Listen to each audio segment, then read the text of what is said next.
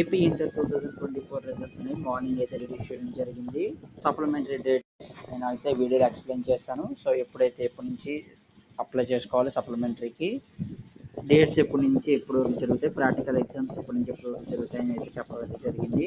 ఈ వీడియోలో రీకౌంటింగ్ అంటే ఏంటి, రీవెరిఫికేషన్ అంటే ఏంటి, అసలు రీకౌంటింగ్ రీవెరిఫికేషన్ ఎవరు చేయించుకోవాలి, అసలు డేట్స్ ఎప్పటి నుంచి అనేది వీడియోలో క్లారిటీగా ఎక్స్ప్లెయిన్ చేస్తాను. దానికంటే ముందుగా మన ఛానల్ ఫస్ట్ టైం ఎవరైతే చూస్తున్నారో సబ్స్క్రైబ్ చేసుకోండి, పక్కన గంట సింబల్ పెట్టుకొని మన ఛానల్లో పెట్టే ప్రతి వీడియో మీకు అయితే నోటిఫికేషన్ కింద రావడం జరుగుతుంది. ఈ వీడియో నచ్చినట్లయితే లైక్ చేయండి, షేర్ చేయండి, కామెంట్ చేయండి.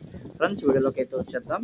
సో మనం వీడియోలో చూసుకున్నట్లయితే కనుక రీకౌంటింగ్ రీవెరిఫికేషన్ ఎవరు చేయించుకోవాలంటే, ఈరోజు రిజల్ట్స్ వచ్చినాయి కదా, ఎవరైతే ఫెయిల్ అయ్యాను, నేను పాస్కే రాశాను కానీ ఫెయిల్ అయ్యాను, లేదు ఇంకా మంచి మార్క్స్ రావాలి నాకు కానీ ఇంకా మంచి మార్క్స్ వేయకుండా తక్కువ మార్కులు అయితే వచ్చాయి అని అనుకున్న వాళ్ళు రీకౌంటింగ్ రీవెరిఫికేషన్ అయితే చేయించుకోవాల్సి ఉంటుంది. రీకౌంటింగ్ అంటే ఏంటంటే, ఇప్పుడు మార్కులు ఎక్కడైనా వేయలేకపోతే తప్పు కరెక్షన్ చేసిన మార్కులు అనేవి యాడ్ చేయాల్సి ఉంటే యాడ్ చేస్తారు.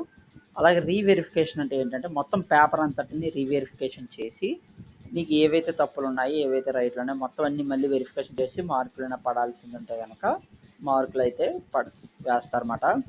ఇది రీకౌంటింగ్ రీవెరిఫికేషన్ అంటే. ఇప్పుడు ఇది ఎప్పటి నుంచి అప్లై అవుతుందంటే 18వ తారీఖున అయితే 18వ తారీఖు నుంచి 24వ తారీఖు వరకు బోర్డు అయితే టైం అయితే ఇచ్చింది. సో ఎవరైతే రీవెరిఫికేషన్ చేయించుకోవాలనుకుంటున్నారో వాళ్ళకైతే 1300 రూపీస్ అయితే పేపర్కి వచ్చి ఉంటుంది. అలాగే రీకౌంటింగ్ రీవాల్యుయేషన్ ఎవరైతే చేయించుకోవాలనుకుంటున్నారో వాళ్ళకైతే సబ్జెక్ట్కి వచ్చి 260 రూపీస్ అయితే ఉంటుంది ఫీజు అనేది. సో 18వ తారీఖు నుంచి అయితే ఎనేబుల్ చేస్తారు, వాళ్ళైతే ఫీజు అనేది కట్టేసి రీవెరిఫికేషన్ రీ కౌంటింగ్ అయితే చేయించుకోవాల్సి ఉంటుంది.